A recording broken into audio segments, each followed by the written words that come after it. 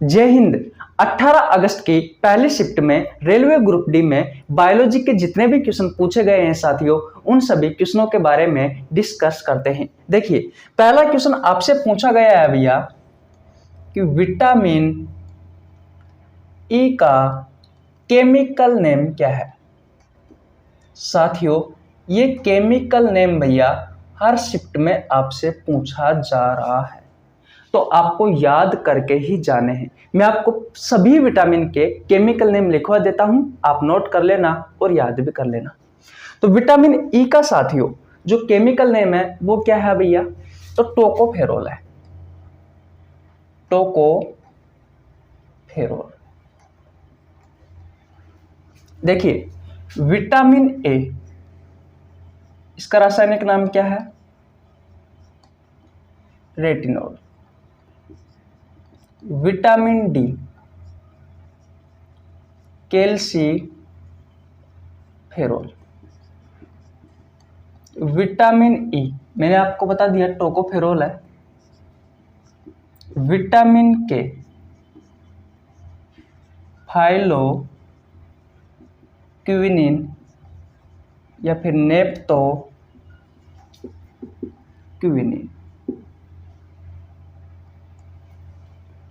Vitamin C,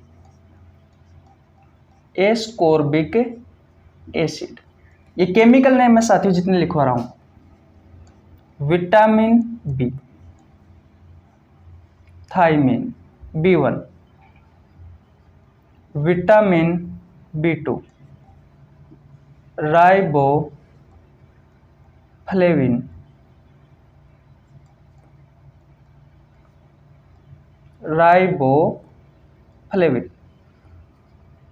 vitamin B3, biotin. Vitamin B5, pantothenic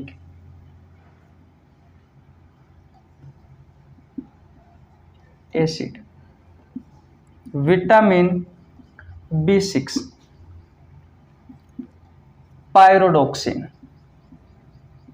Hindi में लिख देता हूं, pyridoxine. Vitamin B7, biotin. Vitamin B9,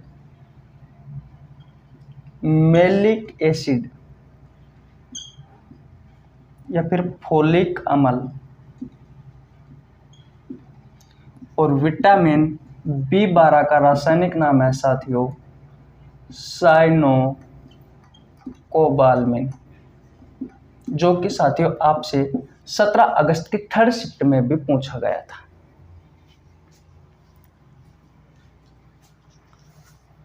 यह है भैया आपके सभी केमिकल नेम जो बार बार आपसे आपकी प्रतियोगी परीक्षाओं में पूछे जाते हैं। और भैया याद रखना, इस विटामिन की कमी से होने वाली जो बीमारियां हैं साथियों वो भी याद करके चले जाना भैया, क्योंकि बहुत एग्जाम में क्वेश्चन पूछे जा सकते हैं आगे की शिफ्टों में।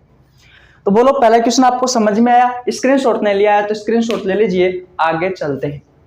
चले भी आगे, ओके मिटा देता हूं। दूसरा क्वेश्चन देखिए भैया, दूसरा क्वेश्चन क्या है।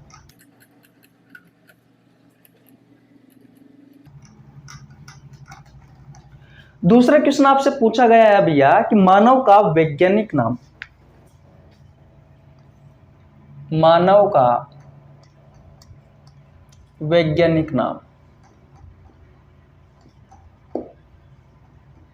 कमेंट बॉक्स में बताओ भैया, मानव का वैज्ञानिक नाम क्या है? तो होमोसेपियंस है।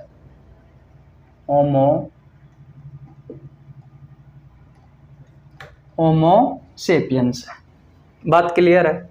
तीसरा क्वेश्चन देखिए भैया, तीसरा क्वेश्चन क्या है? तीसरा क्वेश्चन पूछा है भैया जाइलम के बारे में। किसके बारे में? जाइलम के बारे में। पता है जाइलम क्या करता है? साथियों, पानी और जो खनिज तत्व है इनका परिवहन करता है। और एक आता है फ्लोएम, इससे संबंधित ही है साथियों। ये भैया भोजन का परिवहन करता है।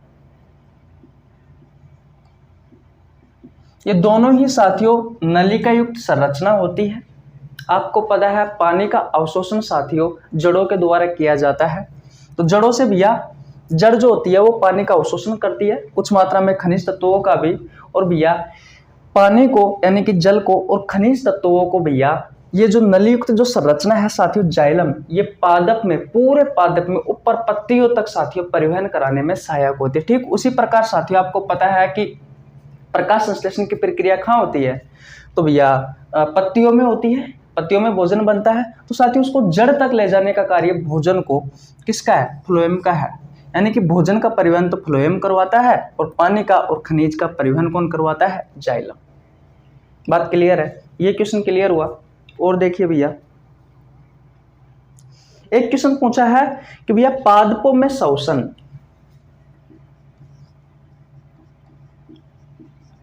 पादपों में श्वसन, देखिए पादपों में जो श्वसन होता है साथियों वो होता है स्टोमेटा में। अब ये स्टोमेटा क्या है, तो इसे हिंदी में रंध्र बोला जाता है। मान लीजिए ये कोई आपकी एक पत्ती है और इस पत्ती में साथियों छोटे छोटे से छिद्र पाए जाते हैं। इन छिद्रों को क्या बोला जाता है, स्टोमेटा यानी कि महारंध्र। और साथियों पादपों में जो श्वसन की प्रक्रिया है वो भैया इन्हीं में ही होती है। एक क्वेश्चन और है भैया, क्वेश्चन क्या है, एक तो सोडियम बाइकार्बोनेट का आपसे रासायनिक सूत्र पूछा है जो कि केमिस्ट्री में आ जाता है, सोडियम बाइकार्बोनेट NaHCO3। ये क्वेश्चन भी आपसे पूछा गया था भैया 18 अगस्त की पहली शिफ्ट में। इसके अलावा पेड़ पौधों में कौन सी घटना दिन और रात के समय होती है। एक क्वेश्चन आपसे ये पूछा गया था कि जो पेड़ पौधे होते हैं इन पेड़ पौधों में कौन सी घटना दिन व रात के समय होती है।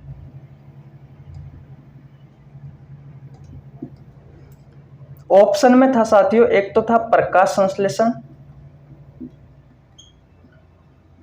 और एक था साथियों श्वसन।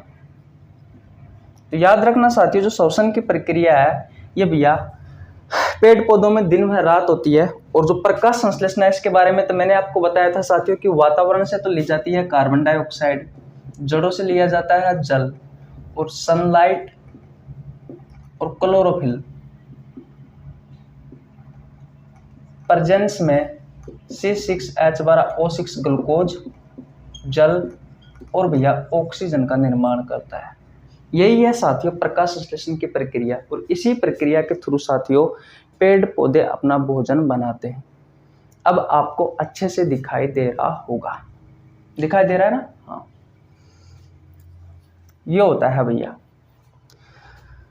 ध्यान रखना साथियों जो क्लोरोफिल होता है, जो आपकी पत्तियां होती है उन पत्तियों में जो कोशिका होती है साथियों, उस कोशिका में साथियों कोशिका का अंग होता है हरित लवक। इस हरित लवक में साथियों ये भैया क्लोरोफिल पाया जाता है, क्लोरोफिल उपस्थित होता है। और इसमें साथियों मैग्नीशियम धातु होती है, ये भी अक्सर आपसे एग्जाम में पूछ ली जाती है। तो साथियों ये से क्वेश्चन है जो मैंने लगभग 2 से 2.5 घंटा पर रिसर्च की, उसके बाद ही मुझे बायोलॉजी के साथियों यही क्वेश्चन दिखे। बहुत मेहनत लगती है साथियों एक वीडियो बनाने में। आपको लग रहा होगा कि भैया ये 4-5 क्वेश्चन करवा दिए, अरे भैया सारे 8-9 क्वेश्चन ये तो सारे आते हैं ग्रुप डी में। 10 मान लीजिए, 10 में से अगर 5 क्वेश्चन भी बता रहा हूँ साथियों तो उसके लिए कम से कम मुझे 2 से लेकर के 2.5 घंटे तक मेहनत करनी पड़ती है। उसके बाद में साथियों बहुत सारी वीडियो देखनी पड़ती है। उसके बाद में साथियों 4-5 क्वेश्चन निकल के आते हैं, मैं क्या कर सकता हूँ। और अगर साथियों मुझे और भी पता लगेगा तो मैं आपको जो सेकंड शिफ्ट का पेपर है उसमें करवा दूंगा कि भैया 18 अगस्त की पहली शिफ्ट में ये आया था। लेकिन ये क्वेश्चन तो आए हुए हैं साथियों, तो भैया नोट कर लो। आशा करता हूँ आपको वीडियो अच्छी लगी होगी। वीडियो अच्छी लगी हो तो वीडियो को लाइक कर दीजिए, चैनल पर नया तो चैनल को सब्सक्राइब कर लेना, बेल आइकन को प्रेस कर लेना जिससे आपके पास हमारी वीडियो का नोटिफिकेशन टाइम टू टाइम पहुंच सके। मिलते हैं नेक्स्ट वीडियो में, तब तक के लिए जय हिंद जय भारत। मिलते हैं साथियों 18 अगस्त की सेकंड शिफ्ट के पेपर में। Bye bye.